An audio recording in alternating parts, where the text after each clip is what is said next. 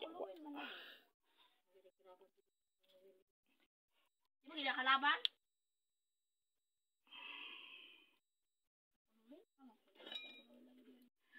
Okay.